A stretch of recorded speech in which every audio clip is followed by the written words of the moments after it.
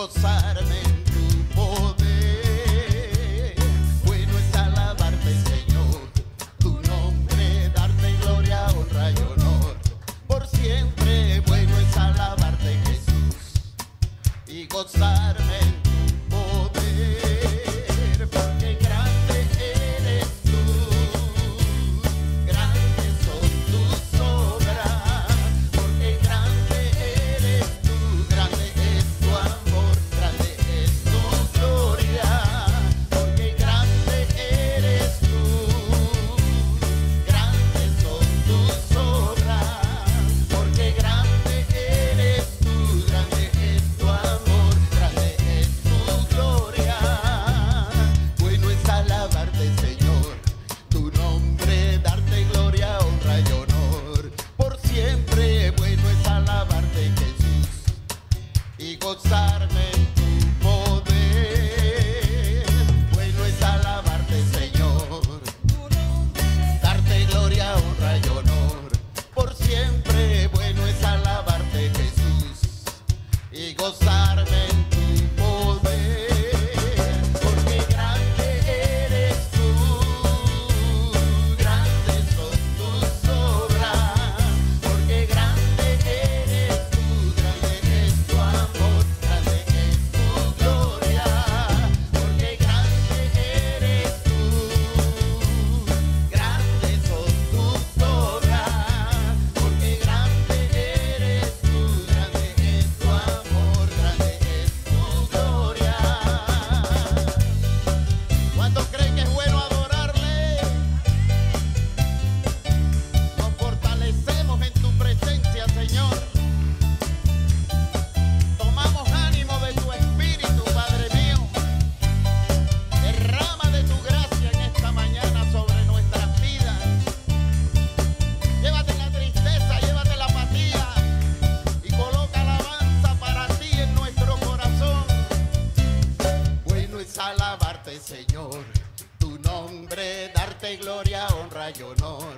Por siempre bueno es alabarte, Jesús, y gozarme en tu poder. Dígalo. Bueno es alabarte, Señor, tu nombre, darte gloria, honra y honor. Por siempre bueno es alabarte, Jesús, y gozarme en tu poder. ¿Por qué? Porque grande eres tú, grandes, grandes son tus obras. Grande eres tú, grande es tu amor, tu gloria. Porque grande eres tú, grandes son tus obras. Porque grande eres tú, grande es tu amor, grande es tu gloria. Porque grande eres tú, Señor, grande son tus obras. Grande eres tú, grande es tu amor, grande es tu gloria. Porque grande eres tú, grandes son tus obras. Porque grande eres tú, grande es tu amor, grande es tu gloria. Bueno es alabarte, Señor.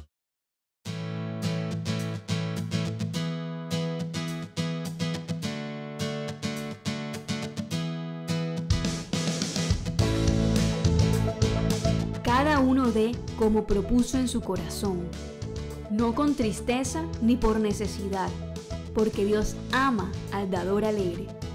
Segunda a los Corintios 9:7.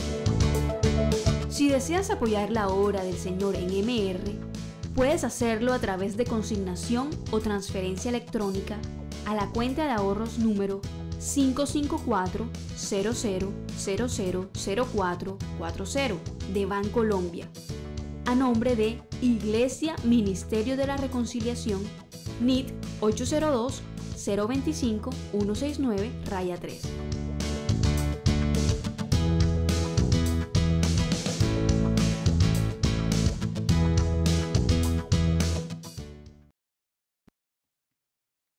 Que la gracia, la paz y la misericordia de nuestro Señor Jesucristo sea con todos ustedes, mis amados pastores, hermanos, amigos y demás simpatizantes del Evangelio de nuestro Señor Jesucristo, que en esta hora de la noche se conectan con la señal del ministerio de la reconciliación. Y en nombre del propietario de la iglesia, nuestro Señor Jesucristo, les doy la más cordial bienvenida a este tiempo de predicación, donde ya hemos cantado a nuestro Dios, donde ya le hemos alabado en espíritu y en verdad. Y ahora nos disponemos para recibir el consejo que Él tiene preparado para nosotros. No sin antes darle las gracias a ustedes, mis pastores, por concederme este espacio para predicar la palabra y dirigirme a la amada del Señor. Gracias por prepararnos para la obra del ministerio y por siempre tenernos en sus oraciones.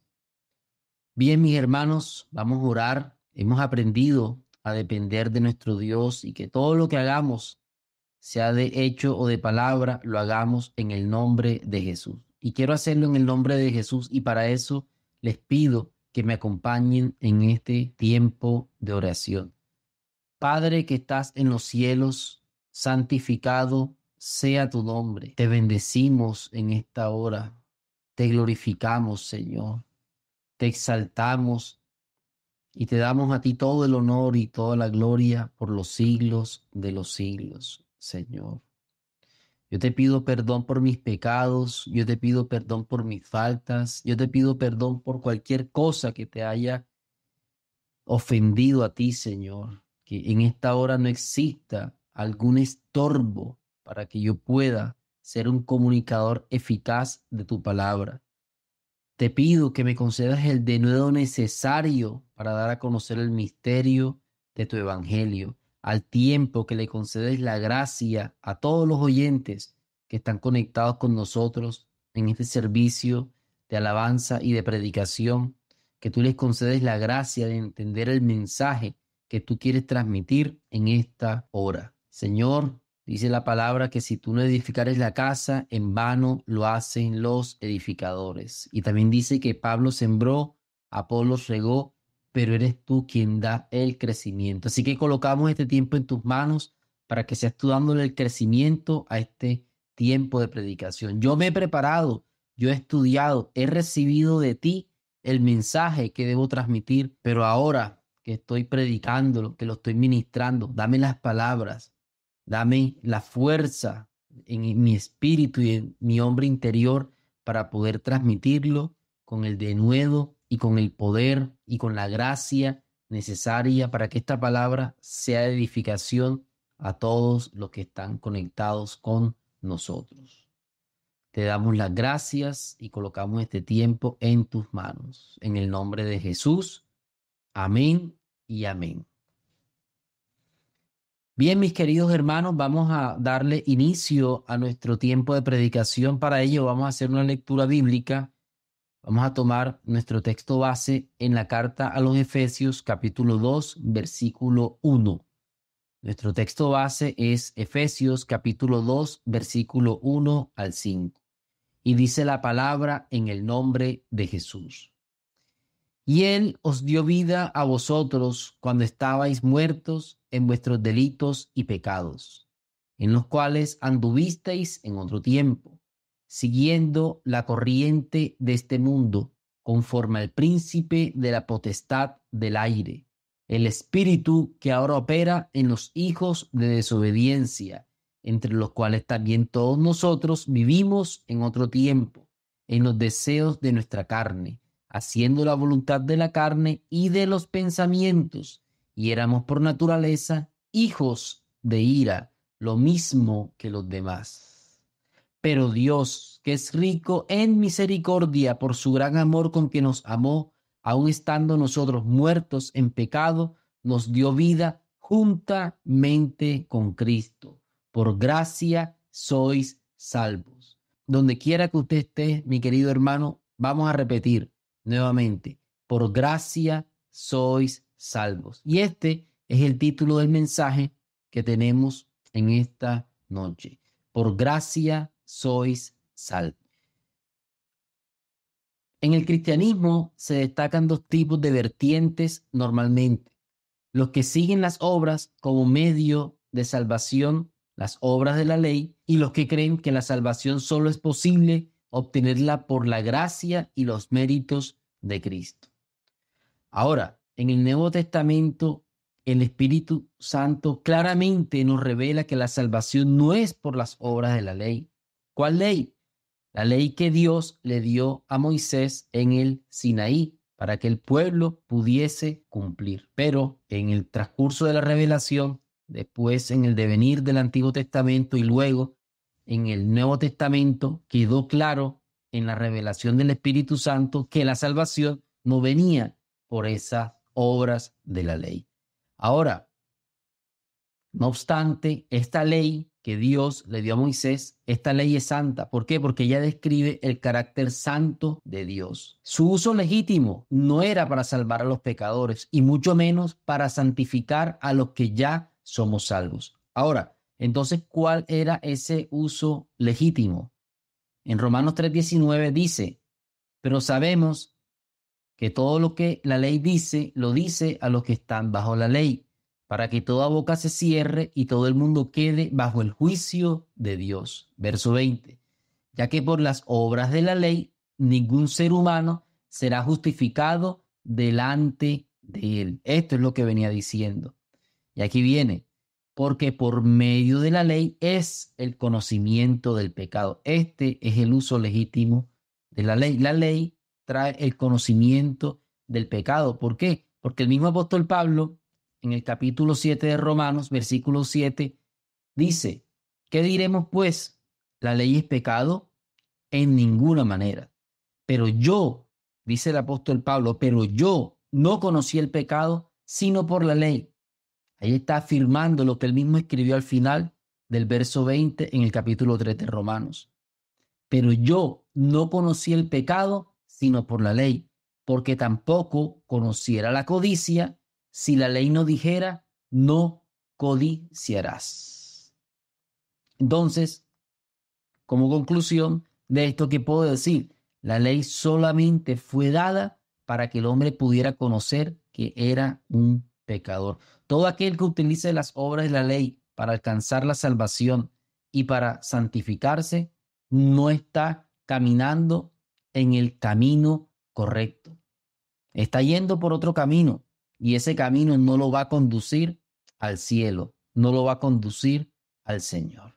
Entonces, esto de que por medio de la ley es el conocimiento del pecado, lo podemos ver a través de un ejemplo de la tierra. Por ejemplo, si yo voy en una carretera a 120 kilómetros por hora y no hay restricciones de velocidad, yo no estoy cometiendo ninguna infracción de tránsito. Pero por el contrario, si hay una restricción de máximo 100 kilómetros por hora, ahora sí estoy cometiendo una infracción, de la cual posteriormente se va a desprender una multa o un castigo. Entonces, por eso es que por medio de la ley es el conocimiento del pecado, porque el pecado ya estaba aquí en la tierra.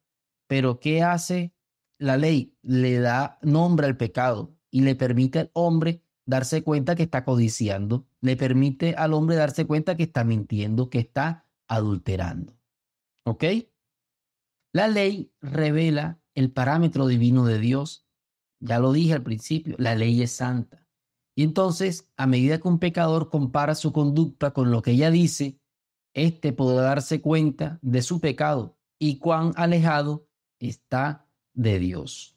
Entonces, si a través del pacto mosaico, a través de las obras de la ley, las personas no pueden alcanzar la salvación, entonces, ¿cómo es que las personas alcanzan la salvación por todos sus pecados?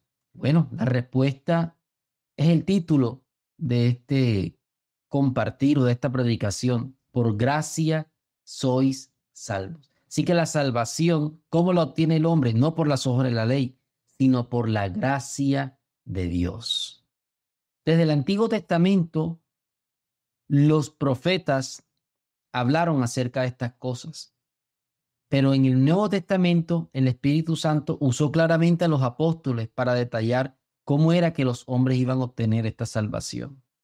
Y uno de ellos, como bien lo hemos mencionado en todas nuestras prédicas anteriores, es el apóstol Pablo, que Dios lo usó en diferentes pasajes que él escribió en el Nuevo Testamento para declarar que la salvación es por gracia y para profundizar sobre ella. Pero específicamente en Efesios capítulo 2, que es el texto que hemos tomado como base, él aquí puntualmente dice que la salvación es por la gracia de Dios. El apóstol Pablo fue usado por el Espíritu Santo en este segundo capítulo de Efesios para declararle a la humanidad que la salvación solo es por la gracia de Dios. Es decir, que la salvación no es algo que el hombre se gana por sus esfuerzos humanos, por algo que haya hecho o por pertenecer a X o Y religión, sino que es un regalo de Dios para su pueblo. Vamos a leer nuevamente lo que dice la palabra al respecto. Ya lo leímos al inicio, vamos a volverlo a leer ahora. Dice Efesios 2:1, y Él os dio vida a vosotros cuando estabais muertos en vuestros delitos y pecados, en los cuales anduvisteis en otro tiempo, siguiendo la corriente de este mundo, conforme al príncipe de la potestad del aire, el espíritu que ahora opera en los hijos de desobediencia, entre los cuales también todos nosotros vivimos en otro tiempo, en los deseos de nuestra carne, haciendo la voluntad de la carne y de los pensamientos, y éramos por naturaleza hijos de ira, lo mismo que los demás. Hasta aquí el apóstol está describiendo que antes de Cristo habernos dado vida, teníamos una condición totalmente ajena a Dios, una condición de muerte, una condición donde lo que nosotros hacíamos era seguir la corriente de este mundo. Y en el verso 4, él coloca un pero.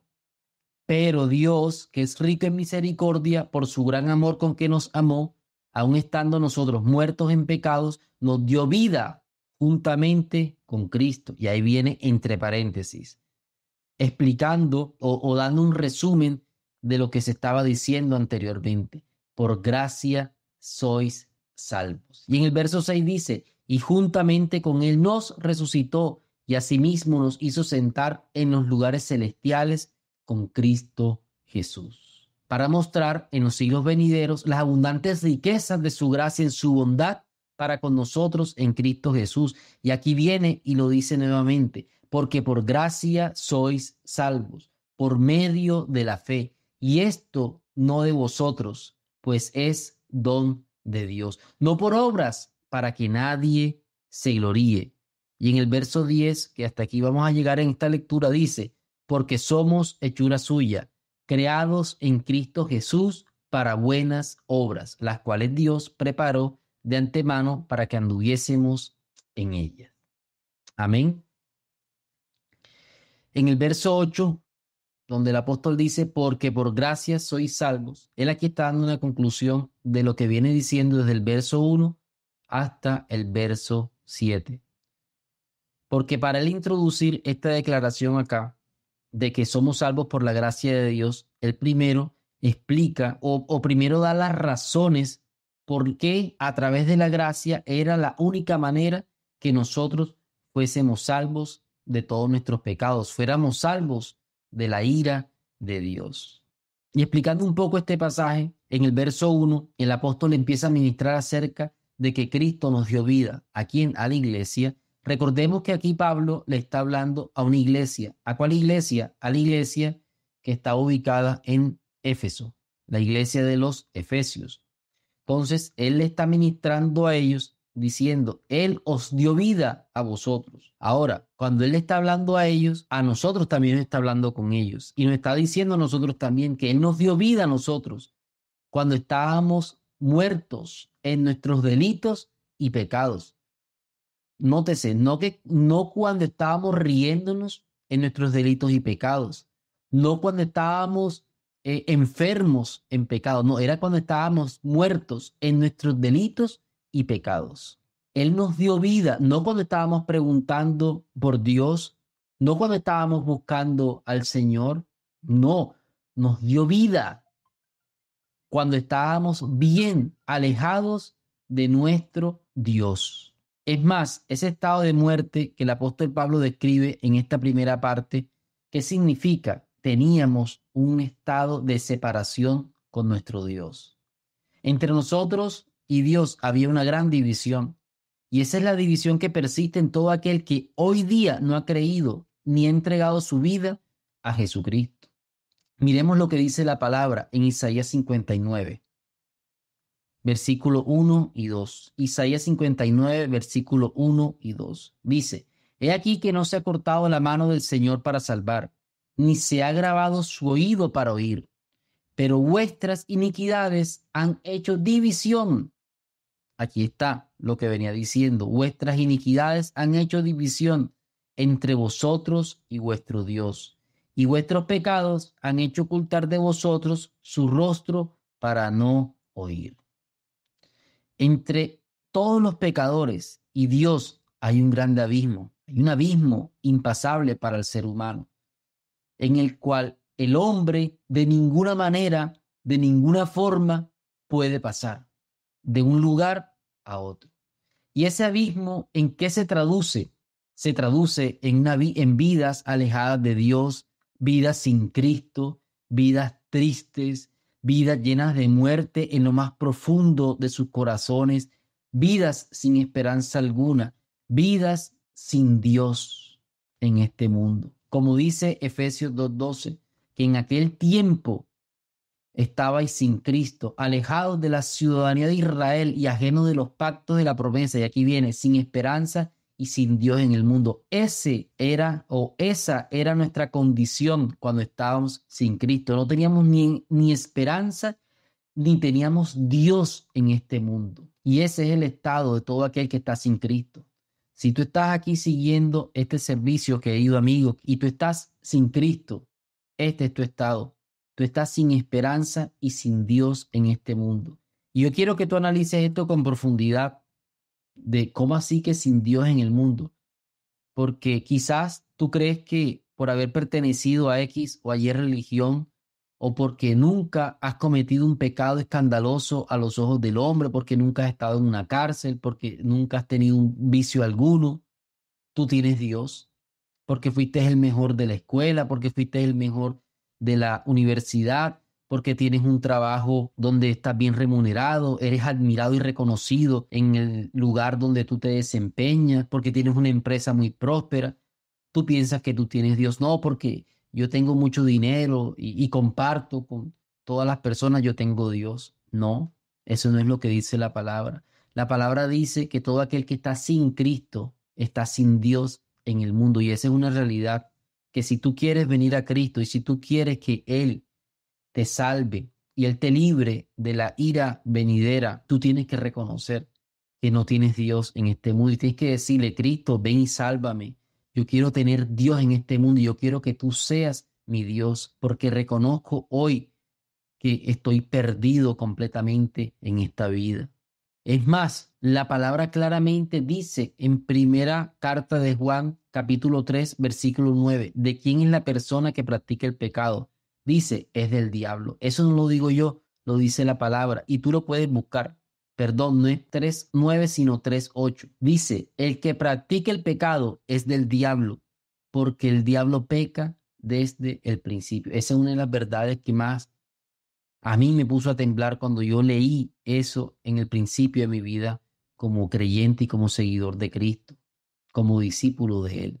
Porque me di cuenta que antes de estar en Cristo yo tenía un dueño, tenía un amo, y precisamente no era Dios, era el diablo. Porque el que tiene como hábito seguir las prácticas pecaminosas de este mundo no es de Dios, es del diablo. ¿Por qué? Porque el diablo peca desde el principio.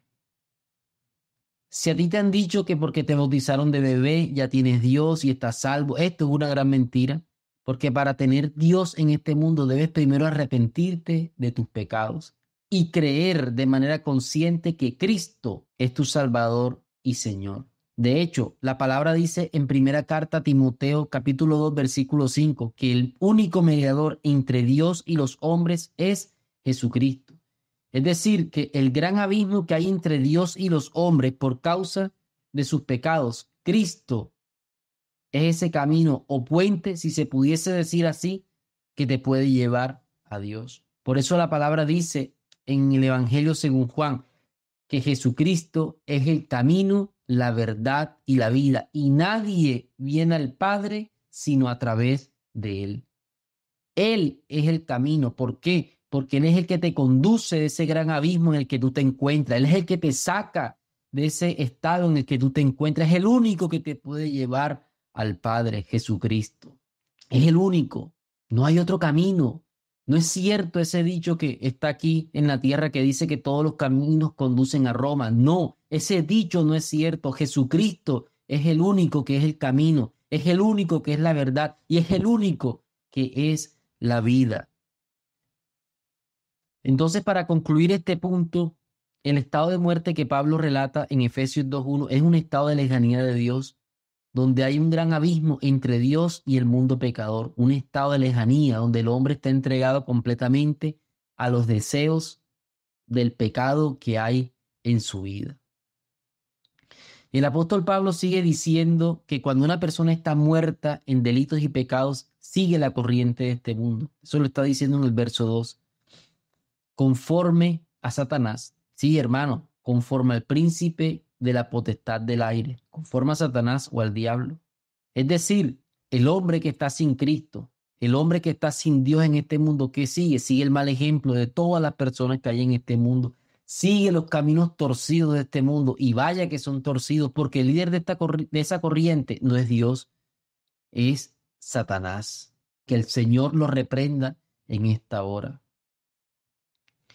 Aún de cristiano, tú tienes que tener mucho cuidado con esto, porque Satanás no pinta o no muestra la corriente de este mundo con olor a azufre o no la muestra con los olores más fétidos que te pudieses imaginar. No, Él la maquilla, Él la disfraza para que muchos caigan en sus engaños. Y hay palabras que Él usa, palabras que son de uso popular a lo largo y ancho del planeta para disfrazar esta corriente del mundo. Él usa palabras a veces como cultura, a veces utiliza palabras que son costumbres, a veces utiliza palabras como tradición. Cuando tú escuchas esas palabras tienes que estar muy atento, porque detrás de eso muy posiblemente, ojo, porque detrás de eso muy posiblemente no está el Espíritu de Dios. Tú como creyente tienes que discernir mucho, estar muy atento cuando alguien, no, que eso es cultura, que eso es una costumbre, que eso es tradición. ¿Por qué? Porque lo más probable es que detrás de eso esté el príncipe de la potestad del aire, con sus inventos, con sus deseos bajos que son contrarios a Dios para llevarte a un camino totalmente alejado del Señor. Porque el objetivo de Él es que tú te apartes del camino de Dios en pos de los pobres y pasajeros deleites de este mundo. Para esta fecha se celebran en el mundo diferentes carnavales y muchos justifican participar en esas fiestas con la excusa de que no, eso es cultura, mentira del diablo. Y con esa excusa llevan a los niños pequeños que participen de esas fiestas con la excusa de que no es que los niños tienen que conocer la cultura de la ciudad donde nacieron para que puedan formarse. Eso es otra mentira. Yo te quiero decir algo. Según lo que dice la Biblia, los niños no necesitan conocer la cultura donde nacieron para ir al cielo o para ser salvos. No, ellos necesitan que tú como padre les modeles y les enseñes a Cristo. Y aquí estoy tomando un desvío y estoy haciendo un paréntesis. Ellos necesitan que los instruyas en el camino del Señor para que cuando sean viejos no se aparten de Él. Ellos necesitan que les hables en todo tiempo del Señor y de su evangelio. Ellos necesitan el Cristo que vive dentro de ti. Recuerda lo que dice Deuteronomio 6:4, y esa es una responsabilidad de nosotros. Oye, Israel, de nosotros los padres, el Señor nuestro Dios, el Señor uno es, y amarás al Señor tu Dios de todo tu corazón y de toda tu alma y con todas tus fuerzas. Y estas palabras que yo te mando hoy estarán sobre tu corazón y las repetirás a tus hijos y hablarás de ellas estando en tu casa y andando por el camino y al acostarte y cuando te levantes. Eso es lo que tus hijos necesitan, no que les estés enseñando de la cultura de este mundo, porque el Señor dice también en su palabra, ni deis lugar al diablo. Cuidado, con la excusa de la cultura, te mezclas en las fiestas de este mundo, sea carnaval, sea la fiesta que sea, donde quiera que estés en el mundo, y por ahí un demonio viene y posee a tu hijo. Cuidadito con eso, que el Señor nos dice claramente, ni deis lugar al diablo. Y muchas veces los padres son los que le dan lugar al diablo para que los demonios vengan y tomen a sus hijos. Y después los padres se preguntan, pero ¿por qué este niño es tan rebelde? ¿Por qué este niño no me hace caso? ¿Por qué este joven está tomando estas conductas que yo normalmente nunca se las había visto? Bueno, por ahí puede estar el origen de esas conductas. Cierro el paréntesis. Entonces, después de describir el estado de muerte espiritual que nosotros teníamos antes de estar en Cristo Jesús, siguiendo la corriente de este mundo, el apóstol Pablo en el verso 3 sigue haciendo una descripción de cómo es la vida sin Cristo. Y si se dan cuenta, él no la está haciendo basado en una descripción intelectual de lo que leyó un libro o de la experiencia de otro. Él lo está haciendo desde su propio testimonio, de su propia experiencia, desde lo que él mismo vivió, de cómo es vivir sin Cristo. Él dice que vivíamos en los deseos de nuestra carne, haciendo la voluntad de la carne y de los pensamientos. ¿Qué quiere decir eso? Que para él no era posible no practicar el pecado. Pablo está describiendo de esa manera. O sea, cuando él estaba sin Cristo, si él en algún momento decía, no, yo no quiero hacer el mal, él no podía no hacer el mal. ¿Por qué? Porque él seguía los deseos de la carne. Muchas veces, muchas personas dicen, no, yo ahora sí prometo que ya no voy a emborracharme más. Ahora sí prometo que ya no voy a cometer más una infidelidad. Ahora sí prometo que no voy a decir una mentira, pero no puede cumplir esas promesas. Ahora sí prometo que voy a ir a la iglesia todos los domingos o cada vez que se reúnan. Y esas promesas muchas veces no las pueden cumplir. ¿Por qué? Porque son promesas que están en la superficie, son promesas que vienen de un intento humano de buscar a Dios. Pero lo que gobierna la mente son los deseos de la carne, son los deseos de ese hombre que está muerto en delitos y pecados, un hombre que está separado de Dios, que de ninguna manera va en dirección al propósito de Dios, sino que va en dirección a la corriente de este mundo, en dirección del príncipe de la potestad del aire. ¿Ok? Desde que Adán pecó en el principio de los tiempos, y ese pecado pasó a todos nosotros, como dice Romanos 5:12. Todos los seres humanos vivimos de esta manera, sin excepción alguna. Todos los seres humanos que hemos nacido por voluntad de carne y de sangre, de papá y mamá, en palabras castizas, hemos vivido de esa manera, buscando de todo menos a Dios, buscando nuestros propios deseos, siendo egoístas consumados, donde lo único que importa en el mundo es yo y nadie más, donde tú eres el primero, el segundo, el tercero, y si hubiese un cuarto, también ahí estuvieras. El apóstol Pablo resumió esto en Romanos 3:10 al 12. No hay justo ni uno, no hay quien entienda, no hay quien busque a Dios. Todos se desviaron, a una se hicieron inútiles. No hay quien haga lo bueno, no hay ni siquiera uno. Ahí está. Esta es la descripción del pobre estado del ser humano sin Cristo. No entiende a Dios, no puede buscar a Dios. Está desviado completamente haciendo cosas inútiles. No puede hacer lo bueno. Y el Señor dice, no hay ni siquiera uno. Entonces, con base en esto, yo te hago una pregunta. ¿Será que bajo esta forma de vida, donde la mente humana sin Cristo está desviada completamente al mal, hay alguna manera de recibir la salvación por otro medio que no sea que Dios mismo venga a nuestro encuentro y por gracia nos convenza de pecado y nos dé el regalo de la fe para creer en Cristo? O sea, hay otra manera de ser salvos que sea diferente a cómo el Señor vino ante Saulo de Tarso cuando él iba camino a Damasco con cartas para poder prender a los mismos creyentes y hacerlos blasfemar y hablar en contra de Cristo. Y el Señor le salió al encuentro, y a raíz de ese encuentro que Cristo vino hacia él, no fue que Pablo, en ese tiempo Saulo de Tarso vino hacia Cristo, no fue que Cristo vino hacia él. Y entonces ahí sí, él pudo decir, ¿qué quieres que haga, Señor? Ahí sí, él pudo considerar esa majestad de Dios. Todo lo que él había conocido antes, nada de eso le había servido para buscar a Dios. Fue el mismo Dios que tuvo que venir a su encuentro.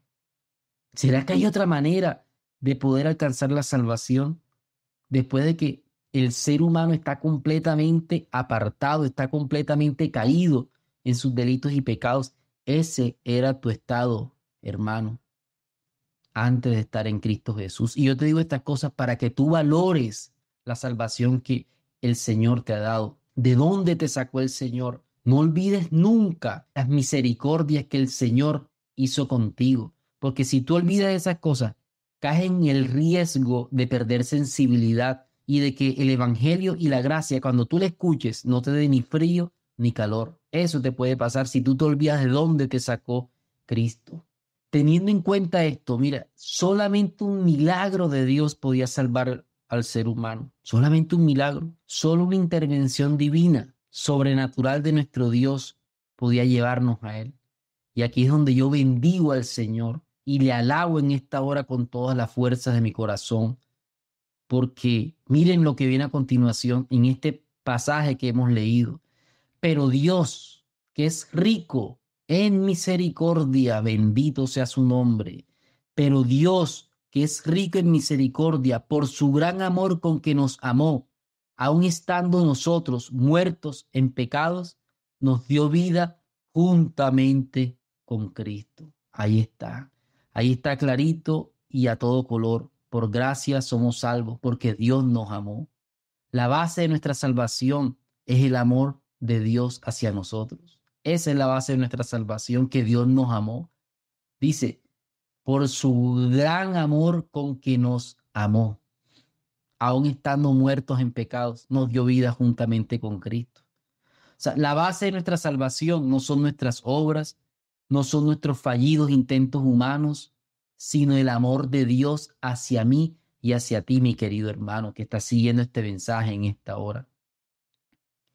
Y aquí con esto yo no encuentro un ejemplo más claro para poder explicar que Él nos dio vida cuando estábamos muertos en pecado, en pecados. Y es el ejemplo de Lázaro. Una pregunta, ¿Lázaro le pidió a Jesús que lo resucitara? ¿Cierto que no? Claro, si estaba muerto, ¿cómo lo iba a hacer? No. Jesús, para la gloria de Dios y en el entrañable amor que le tenía a su amigo Lázaro y a sus hermanas Marta y María, fue a su encuentro al cuarto día que ya estaba sepultado. ¿Y qué dijo Jesús afuera de la tumba? Lázaro, ven fuera. ¿Y qué pasó con el que estaba muerto? ¿Se quedó ahí? No, porque Dios manifestado en carne, Jesús, lanzó la palabra y dijo, Lázaro, ven fuera. Y el que estaba muerto vivió, y el que estaba muerto volvió a la vida. Dejó la tumba vacía y salió al encuentro de todos los que le esperaban afuera. De la misma forma, así Jesucristo nos ha dado vida a todos los que verdaderamente hemos nacido de nuevo. Él, ¿cómo nos llamó? Él nos llamó a través del predicador que Él mismo usó para traer su evangelio a nuestras vidas. Él usó a un predicador para lanzar su palabra, esta palabra de vida, y como sus ovejas oyen su voz y le siguen, así nosotros oímos su voz y salimos de la tumba espiritual en la que estábamos y vinimos a la vida nueva que es en Cristo Jesús como nuevas criaturas en Él. Y se cumple ahora lo que dice la palabra, que si alguno está en Cristo Jesús, nueva criatura es. Las cosas viejas pasaron. He aquí, todas han sido hechas nuevas en Él. Amén.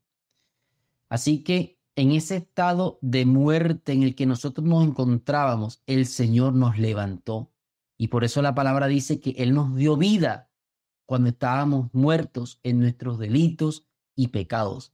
Tú eras un muerto que Dios te ha resucitado. Así que no tienes que vivir como si todavía estuvieses muerto en pecado, sino que ahora tienes que vivir, estás llamado a vivir como resucitado en Cristo Jesús. Así es como tenemos que vivir nosotros. En nosotros ocurrió un verdadero milagro. Y yo quiero que tú seas consciente de eso y lo valores, y que esto en este servicio no te pase por alto y no te dé ni frío ni calor. Uno quizás se sorprende con que un muerto se levantó de la tumba. Bueno, en nosotros ocurrió algo de mayor magnitud, porque nosotros salimos de una cárcel que se llamaba pecado para vivir eternamente y estar con nuestro Dios, no hasta el día que nuestro cuerpo físico perezca aquí en la tierra, sino por siempre, porque nuestra resurrección en Cristo trasciende el día de nuestra muerte y es lo que nos catapulta a estar eternamente con nuestro Señor en los cielos y gozar de la vida eterna en Cristo Jesús. Amén.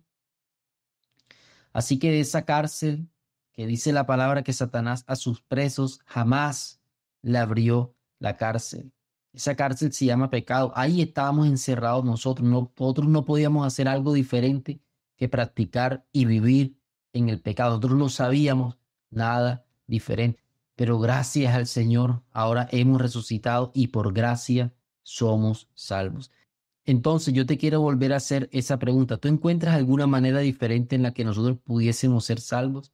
Si no es que Dios viniese a nuestro encuentro y por gracia nos salvara y estando muertos nos diera vida y nos llamara de la tumba y escucháramos su voz y viéramos afuera. ¿Tú encuentras una manera diferente? Cierto que no la hay, porque por gracia somos salvos. Entonces ahora, ¿cómo debemos vivir nosotros ahora que hemos sido salvos por la gracia de Dios? Entonces, para responder este interrogante, vamos a leer lo que dice Romanos capítulo 5, versículo 19 al 21. Y después vamos a pasar a Romanos 6, versículo 1 al 2. Y vamos a leerlo como un solo texto, porque el último versículo de Romanos 5 es el 21 y ahí inmediatamente pasamos al capítulo 6. Dice la palabra en el nombre de Jesús. Porque así como por la desobediencia de un hombre los muchos fueron constituidos pecadores, así también por la obediencia de uno los muchos serán constituidos justos. Pero la ley se introdujo para que el pecado abundase. Mas cuando el pecado abundó, sobreabundó la gracia. Para que así como el pecado reinó para muerte, así también la gracia reine por la justicia para vida eterna mediante Jesucristo, Señor nuestro. ¿Qué pues diremos? ¿Perseveraremos en el pecado para que la gracia abunde? En ninguna manera, porque los que hemos muerto al pecado, ¿cómo viviremos aún en él? El apóstol Pablo, en parte del capítulo 5 de Romanos, él se concentra en realizar una analogía entre los perjuicios que tuvo la humanidad por causa del pecado de Adán y los beneficios que ahora tenemos por causa de la obediencia de Cristo. Los beneficios que ahora tenemos todos los que creemos en Él. Porque yo aquí quiero hacer un paréntesis. Cuando hablamos de los beneficios de Cristo y que Él salvó por gracia, aquí no todos pueden meterse en este batido. Aquí no de cualquier manera todos pueden decir, no, yo soy salvo por gracia. No, hay que pasar por un filtro. Y al final voy a estar hablando de eso. Así que aquí no todo el mundo alegremente puede decir, no, yo estoy salvo por la gracia. No, solamente los que verdaderamente hemos creído en Él. Porque ¿qué dice la palabra? Que soy salvo por gracia mediante la fe. ¿Cómo opera la gracia de Dios? Mediante la fe. El Señor le otorga el don de la fe a la persona y a través de esa fe ahora recibe la gracia de Dios porque cree en lo que Dios le está diciendo. Cree que era un pecador que estaba muerto en delitos y pecados y cree que solamente a través de Dios era que podía obtener salvación. La gracia de Dios viene a esa vida y esa persona es salva. Esa persona nace de nuevo. Entonces, los beneficios solamente son para quién. Los beneficios que Cristo obtuvo en la cruz son para quién. Para los que hemos creído en Él. Entonces, al finalizar este capítulo, Pablo dijo que la ley se introdujo para que el pecado abundase. mas cuando el pecado abundó, sobreabundó la gracia. Si esto alguien lo toma literalmente y le aplica lógica humana, diría, pero si la gracia es buena y si yo quiero que ella abunde, entonces voy a pecar más y más, porque allí dice que donde abundó el pecado, sobreabundó la gracia. Como diciendo, hagamos males para que vengan bienes. Entonces por eso es que el apóstol Pablo, guiado por el Espíritu Santo, hace esta pregunta, una pregunta que se le llama pregunta retórica. ¿Qué pues diremos? ¿Perseveraremos en el pecado para que la gracia abunde? Repito, ¿cuál fue la pregunta que Pablo hizo? ¿Qué pues diremos? ¿Perseveraremos entonces en el pecado para que la gracia abunde? Él mismo se responde. Y aquí viene la razón por la cual no hay manera de vivir de esa forma desordenada. Porque los que hemos muerto al pecado, ¿cómo viviremos aún en él? Entonces, una persona que ha recibido la gracia de Dios, que ha recibido la gracia de la salvación, es una persona que ha muerto al pecado, es una persona que ha cambiado de posición, es una persona que antes estaba muerta en delitos y pecados, pero que ahora por causa de la gracia de Dios, por causa de lo que Cristo hizo en la cruz del Calvario, ahora está muerta al pecado. Que dice la palabra en Romanos 6:6, sabiendo esto, que nuestro viejo hombre fue crucificado juntamente con él, para que el cuerpo del pecado fuese destruido, a fin de que ya no sirviéramos más al pecado. Entonces, los que verdaderamente han recibido la gracia de Dios, o los que verdaderamente hemos recibido la gracia de Dios, estamos muertos al pecado. Entonces, si estamos muertos al pecado, ¿cómo vamos a vivir aún en él? ¿Cómo voy a seguir en el pecado si ya yo morí a eso que en el pasado yo practicaba? No dice la palabra que si alguno está en Cristo Jesús, nueva criatura es, las cosas viejas pasaron. Y aquí todas han sido hechas nuevas en él. Entonces, ¿qué quiere decir? Que estamos muertos al pecado, que ya no lo podemos seguir practicando. O sea, que ya el pecado no es el hábito de nuestras vidas. Ya el pecado no es la conducta, no es el proceder diario de nosotros. Ahora, el cristiano o el creyente en algunos momentos peca. El creyente en algunos momentos peca y por eso el Señor nos ha dejado el recurso de la oración y del perdón. Dice la palabra que si alguno ha pecado, abogado tiene para con el Padre, a Jesucristo el justo, el cual es la propiciación por todos nuestros pecados. El cristiano, cuando peca, va y le pide perdón al Señor, pero el pecado no se le convierte nuevamente en un hábito o una costumbre, porque si el pecado es un hábito o una costumbre, entonces, ¿qué significa eso? Que esa persona todavía no ha sido partícipe de la gracia de Dios. De tal forma que si alguien quiere tomar la gracia como una ocasión para pecar o una excusa para decir, no, yo voy a hacer males para que vengan bienes, ¿qué significa eso? Que nunca ha experimentado la gracia del nuevo nacimiento. O sea, todavía esa persona no se ha identificado verdaderamente con la muerte, con la sepultura y con la resurrección de nuestro Señor Jesucristo. Pero mira también lo que dice primera carta de Juan, capítulo 3, versículo 9. Dice, todo aquel que es nacido de Dios no practica el pecado. Ahí está. O sea, todo aquel que ha recibido la gracia de nacer de Dios no puede seguir en el hábito del pecado, porque la simiente de Dios permanece en él y no puede pecar porque es nacido de Dios. Claro está, cuando una persona recibe la gracia de Dios, la gracia de la salvación, la simiente de Dios viene a él, el Espíritu viene a sellarlo. O sea, la simiente de Dios está en él y permanece en él. Y entonces eso hace que la persona no siga en la práctica del pecado, porque es que ahora los gustos de la persona cambian. Ahora amamos la santidad y aborrecemos el pecado. Ahora, por causa de estar en Cristo, ya tenemos la libertad para decirle no al pecado y decirle sí a la santidad. El que verdaderamente ha nacido de Dios ya se desacostumbra del pecado y el pecado le parece algo fétido. Para terminar este mensaje, ya para ir concluyendo, tengo una palabra de exhortación para todos los que han seguido atentamente y han escuchado cada palabra, cada versículo. cada exhortación que el Señor me ha permitido ministrar en esta noche. A tú que estás escuchando este mensaje y te identificas con Cristo, pero tu conducta no es conforme a las Escrituras. O sea, que asistes a las iglesias, que quizás te has bautizado y quizás estás sirviendo en un ministerio, pero tu conducta no es conforme a las Escrituras, que estás en la práctica del pecado. La Biblia dice, y ya lo leí y creo que lo he mencionado 2 veces en este mensaje, el que practica el pecado es del diablo. Por tanto, el que practica el pecado no ha nacido de Dios. O sea, la simiente de Dios no está en él. Yo te quiero decir algo, que tu dueño no es Dios, sino de acuerdo a lo que dicen las Escrituras, tu dueño es Satanás.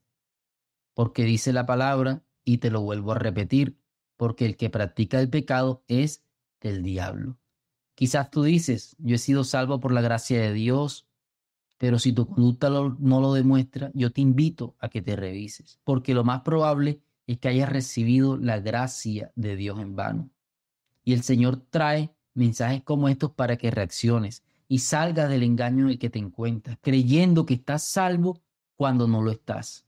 No esperes que el Señor te diga algún día lo que dice Mateo 7:21, cuando Él dice, no todo el que me dice Señor, Señor entrará en el reino de los cielos, sino el que hace la voluntad de mi Padre que está en los cielos.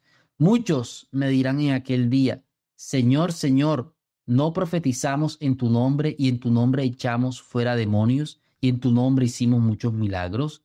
Y entonces les declararé, nunca os conocí, apartados de mí, hacedores de maldad. No esperes a ese día del juicio final y engañado, creyendo que has recibido la gracia y no habiéndola recibido, esto es lo que te van a decir si no procedes verdaderamente al arrepentimiento y le entregas tu vida verdaderamente a Cristo y abandonas ese pecado oculto, ese pecado que nadie sabe que practica, pero que quizás lo estás practicando en este tiempo.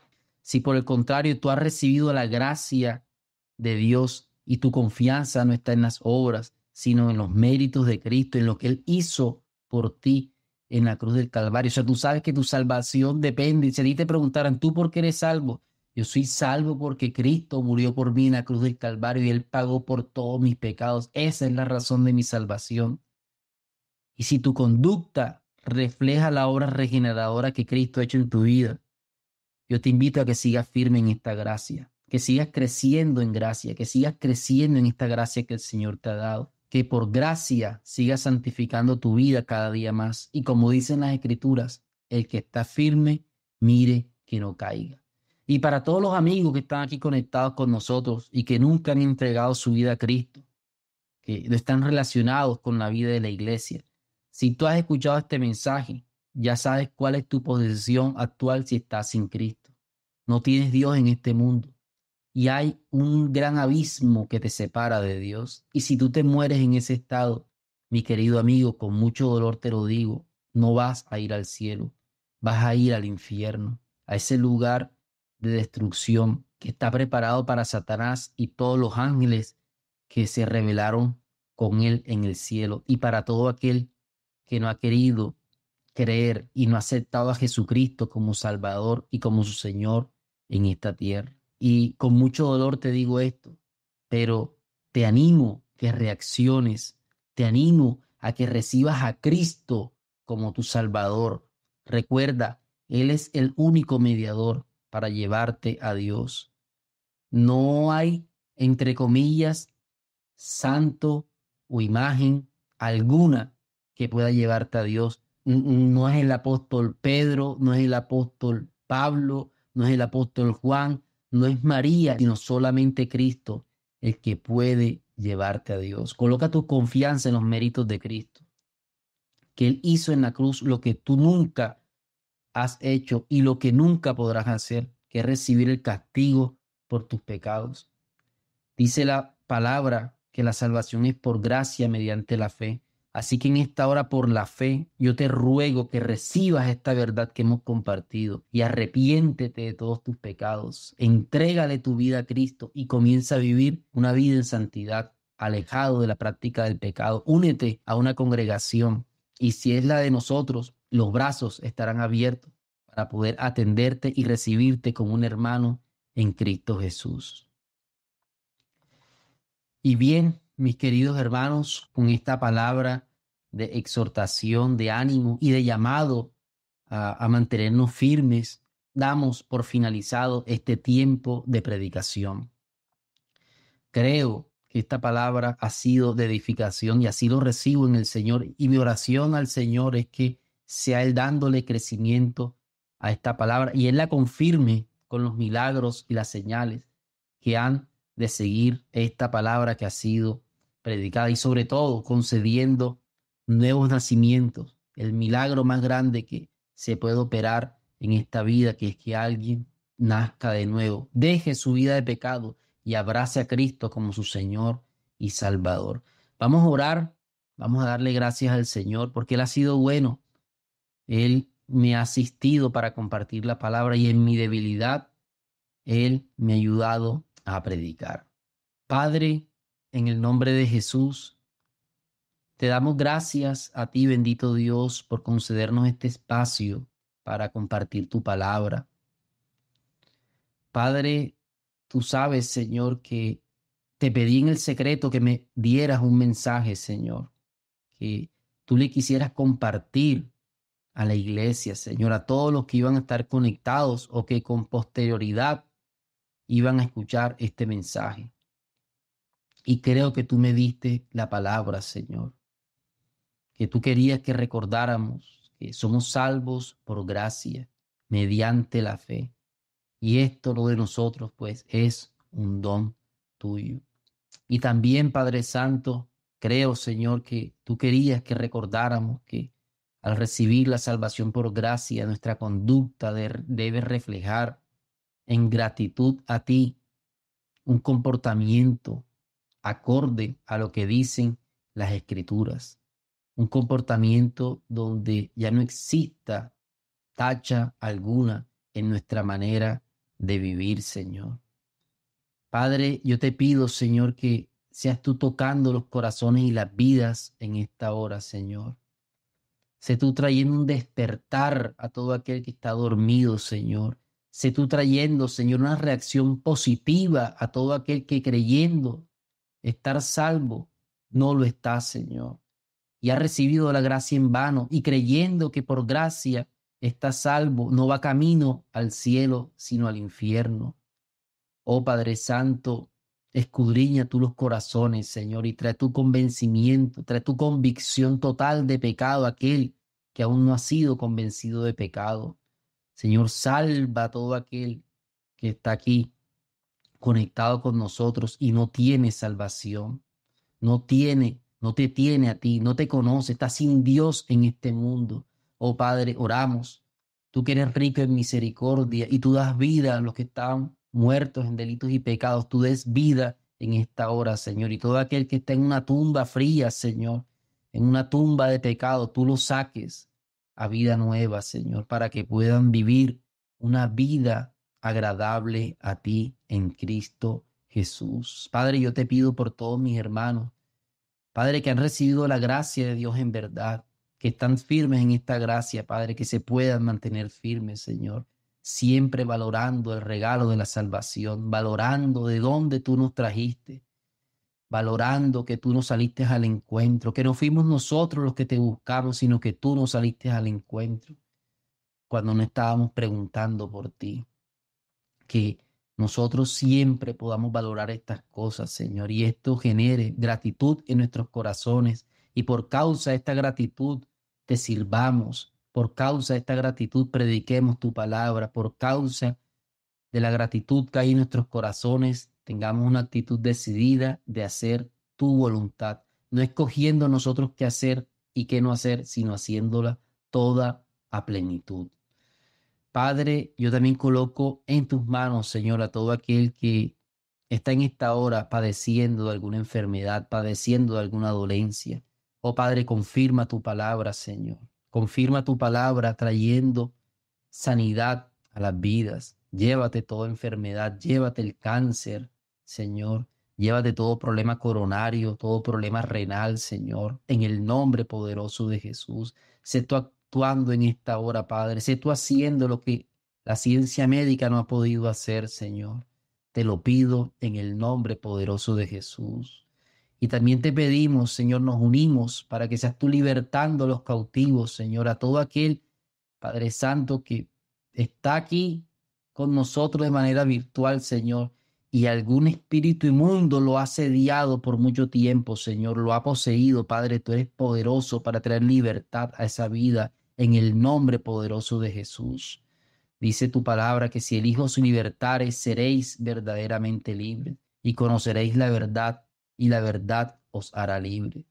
Así que, Padre, yo reprendo toda obra del diablo junto con mis hermanos en esta hora, Señor, para que Satanás y sus demonios suelten las vidas que tienen poseídas, para que estas vidas vengan a ti. Porque para esto apareció el Hijo de Dios, para deshacer las obras del diablo. Así dice tu palabra. Y con fe, creyendo en lo que dice tu palabra, oramos, Señor, y recibimos una respuesta generosa a lo que te hemos pedido. En el nombre de Jesús, amén y amén. Bueno, mis queridos hermanos, mis pastores, amigos que han estado aquí hasta este tiempo, gracias por atender a este tiempo de predicación. Y no quiero terminarlo sin darle las gracias a mi hermano David Seija y a su esposa, a mi hermana Viviana Palma de Seija. Gracias, mis hermanos, por que con perseverancia, con disciplina y con excelencia siempre han llevado este tiempo de predicación, los tiempos de oración, y en fin, han sido un apoyo grandísimo para toda la iglesia de Cristo. No solamente para el Ministerio de la Reconciliación, sino para todos los hermanos que se han beneficiado con la predicación de nuestro ministerio. Gracias, mis queridos hermanos. Bueno, no siendo más, vamos a prepararnos para recibir la bendición del Señor. Vamos a levantar nuestras manos. Que la gracia de nuestro Señor Jesucristo, el amor de Dios y la comunión del Espíritu Santo sea con el ministerio de la reconciliación. Y la Iglesia de Cristo dice amén. Podemos saludarnos los unos a los otros en el vínculo de la paz. Hasta pronto.